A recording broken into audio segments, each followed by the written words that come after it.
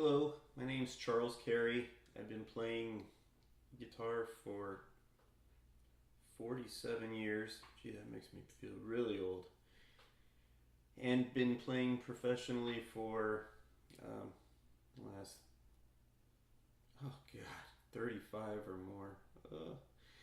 Anyway, in that time, like most guitar players, I've been on an endless quest for tone. I've gone through at least the list I can remember, a list of amplifiers that include a Fender Bassman, a Fender Fender Hot Rod Deluxe, Fender Super Reverb, Fender Vibro King, Deluxe Reverb, and Princeton Reverb. For those, I always liked the Super Reverb and the Princeton Reverb and still own a pair of those. Also had a Kingsley, that was a great amplifier, just not for me. Bogner Shiva, which was an incredible amplifier, but weighed more than I think is allowed in this world. And I went through the Mesa thing because it seems like everybody's trying to play Mesas. I had a Mark IV, a dual rectifier, and a Heartbreaker, all of which I really thought sounded terrible, but they sound good when other people play.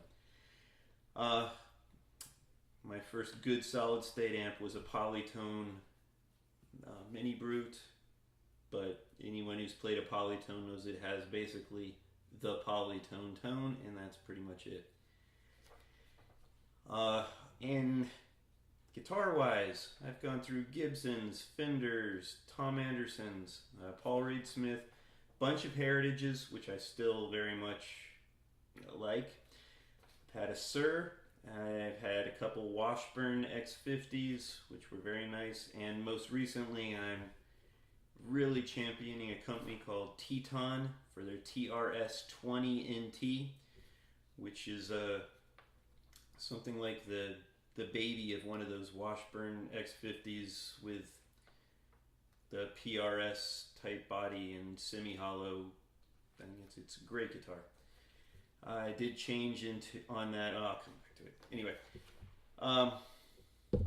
the point of this little video is that I, like most of the world, have spent so much money trying to create the tone that I expected to hear from high-end gear that a lot of times I let what I really wanted to hear just kind of go away, and kept trying to find something better than what was working for me.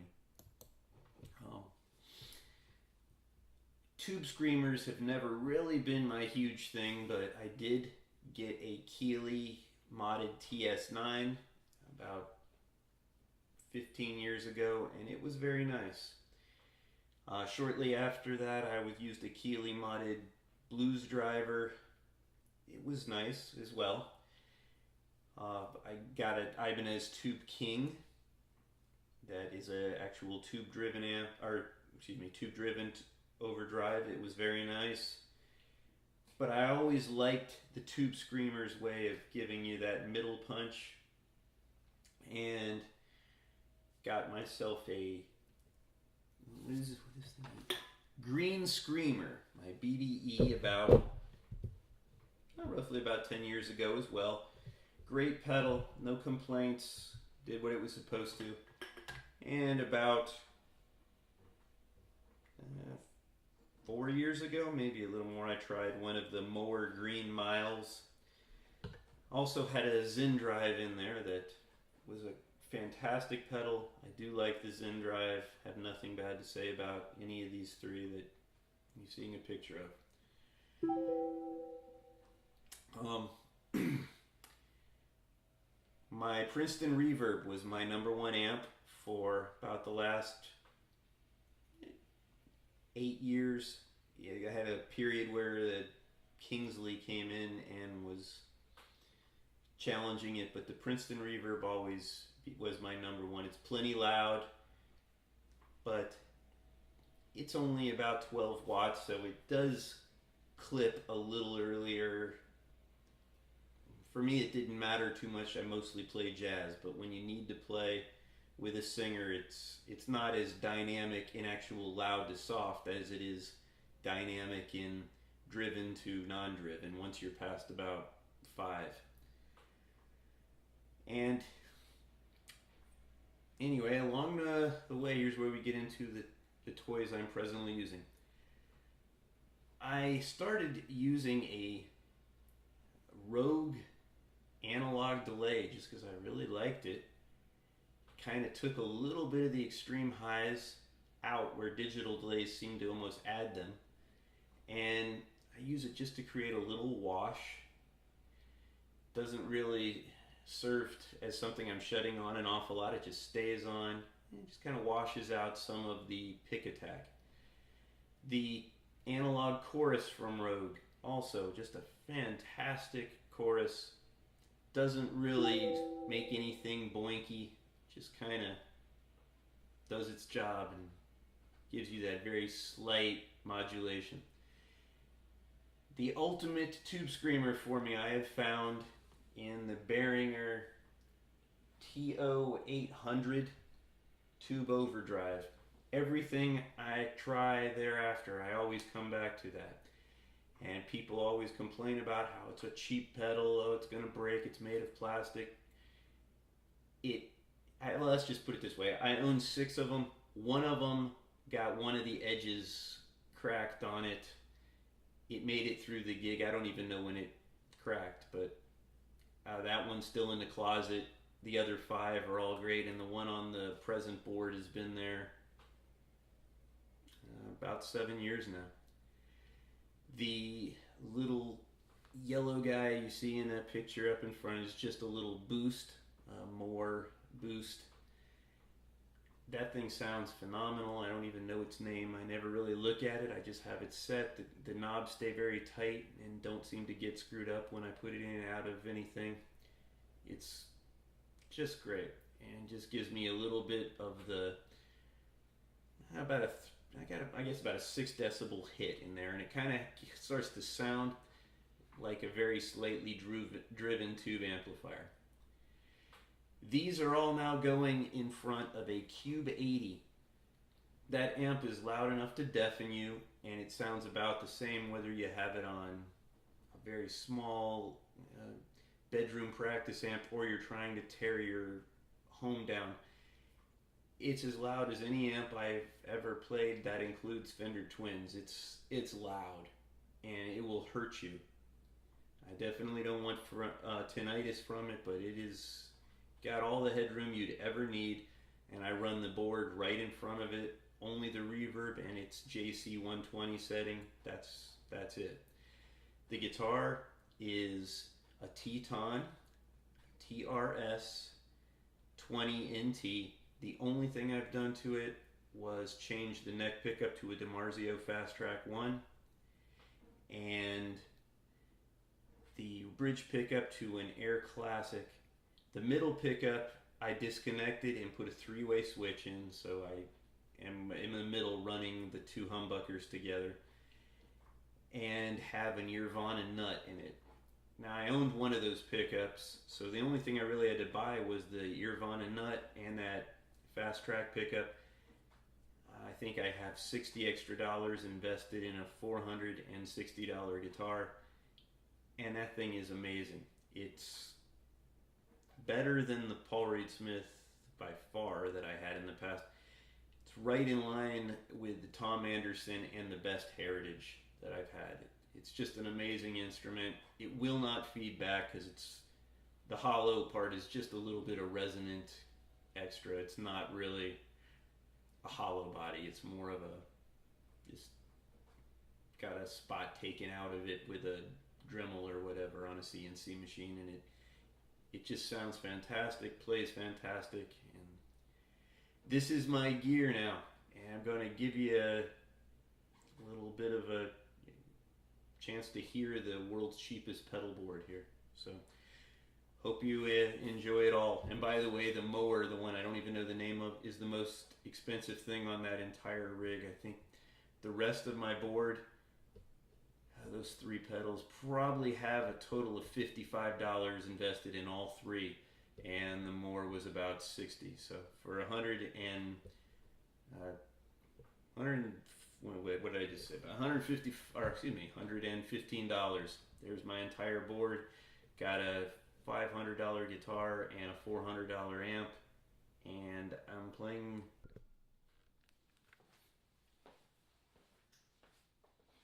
All right, I'm going to put this cheap rig into practice here. First of all, let me just show you, I'm playing straight in right now, well, straight into the board, but nothing turned on, into the little Roland Cube 80 that has become my primary amplifier. Doesn't matter whether you turn it wide open, it has a channel volume and a master volume, so if you've got the thing essentially on 20, it's got the same headroom as it had on 2. It does not clip at all. Stays very clean, very crisp. I have the reverb on the plate setting, probably around number equivalent of about 2. I always set my controls back about 2 digits or so. I don't have numbers, so just back a little unless I'm trying to get screaming crazy volume. The basic tone is such.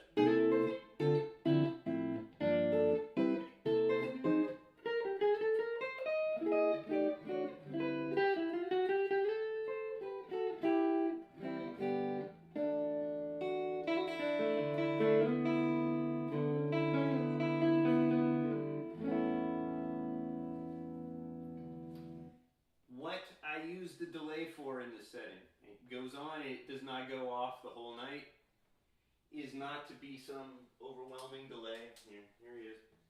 You can hear it. Just real kind of short and light. It actually gets lost in the reverb when you're playing. It just becomes a little bit of a wash.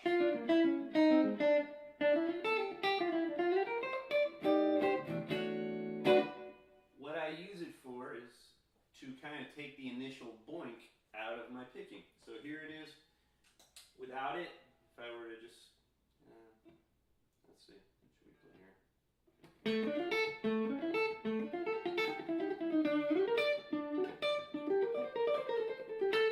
Okay, with the delay. I don't think you'll hear a big delay, but you hear a nice.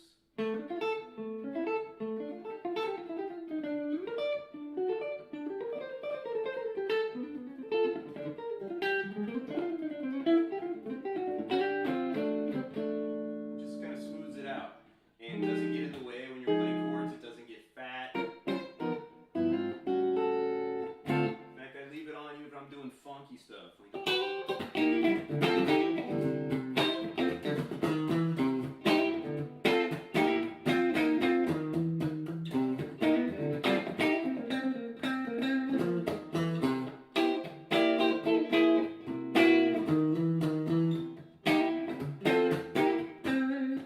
That's just part of the tone that's always on, so that goes on and never goes off the whole night for any reason. It's not in your way. The overdrives are in front of it, so they don't affect it. And it's just a rogue delay. Settings are the same as they were in the picture. The chorus, set everything to about 4 on, and it just gives me a little bit of a nice resonance. If I have to strum, lately I've been playing a lot with a singer and they want that kind of acousticy backgroundy thing.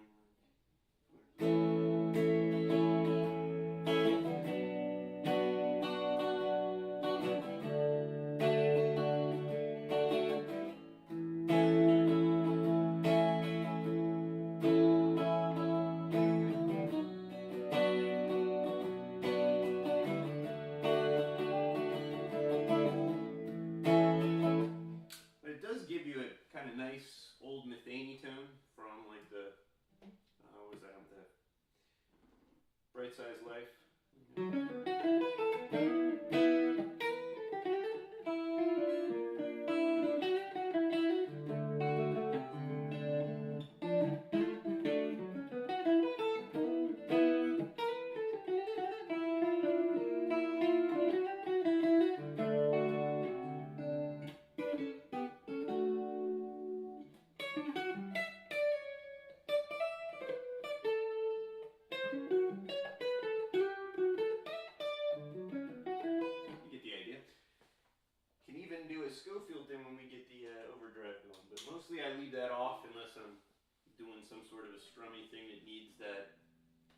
big resonance.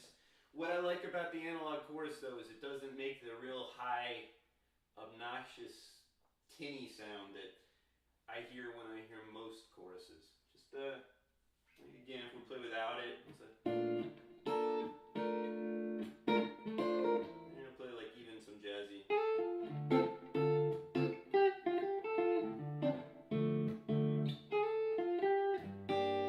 Play the same thing with this chorus. It just kind of gives it a thickness.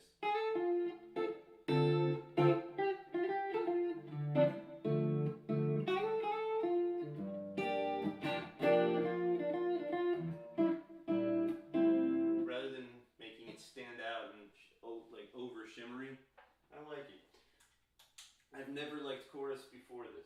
Anyway, here's where the cheap Behringer Tube Overdrive, my TS-808 copy, goes in. I love this thing.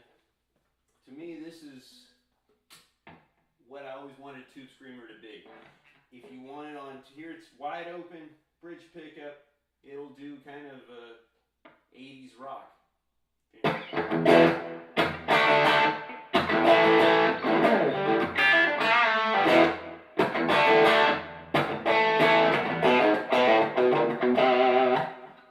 From that to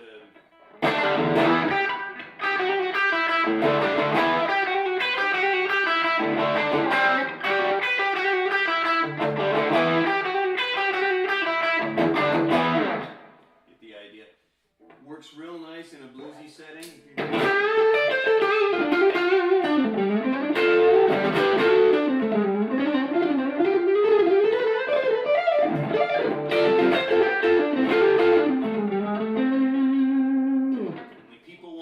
Tube amps, it does. It's very sensitive to your picking. You pick soft.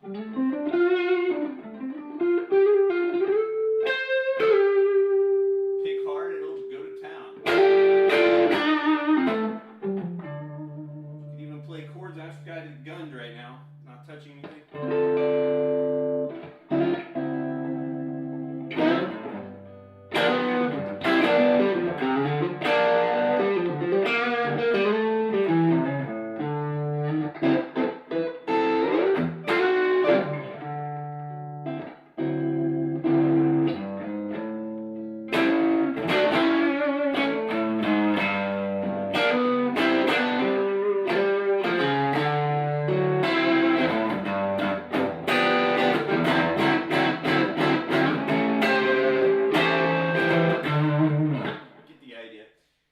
I rarely leave it on 10 though. Usually even here, backing the volumes off and just clipping it a little. It gets more dynamic. Here's about with the volume on my guitar around 8.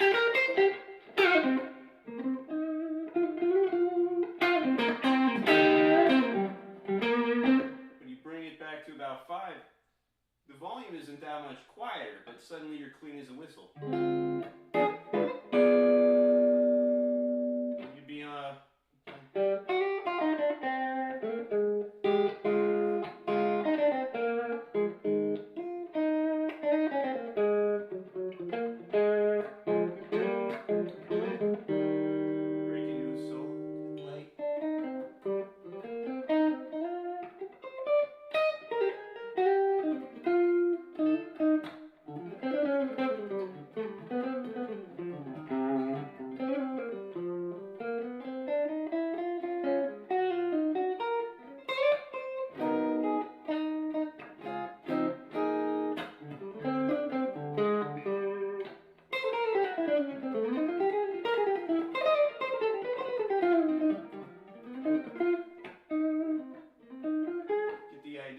sensitive, but back it just to where it stops getting nasty. Put a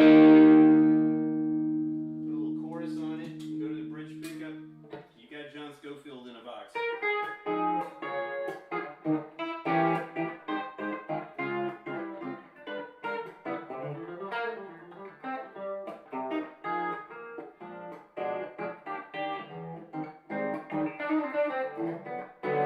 Big deal, you gotta be able to play like Scofield. Anyway, if you want to really break into the crazy tone, the tone I always wanted out of my Zen Drive, which is a great bow, I can get when I put this little mower flex boost in front of it. I've just got a little bit of volume gain boost on here.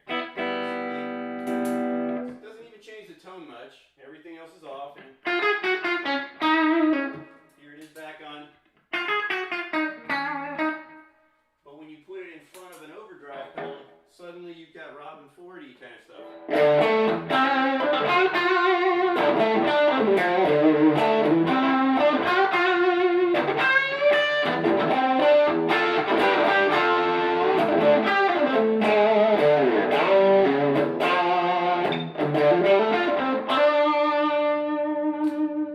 And without even going to your pedals, still back it off.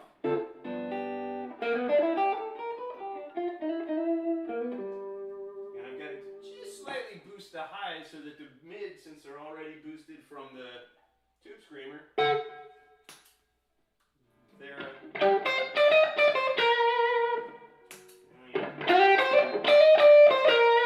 really cleans it up while not making it obnoxious.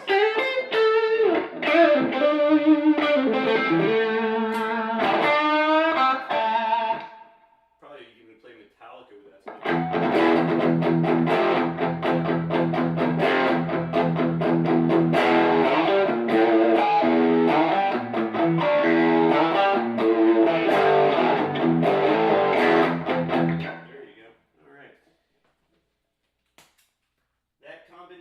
Of stuff is pretty much what I'm using these days as my entire rig. If I need a wah pedal, guess what? Just middle position and change the position of my hand.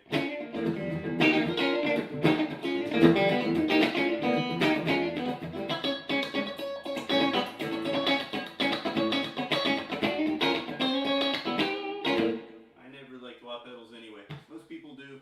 I'm not saying they're bad, but that's my entire rig. So I'm shutting it off and hope that this helps you in some ways to not be intimidated of buying less than $1 jillion amplifier.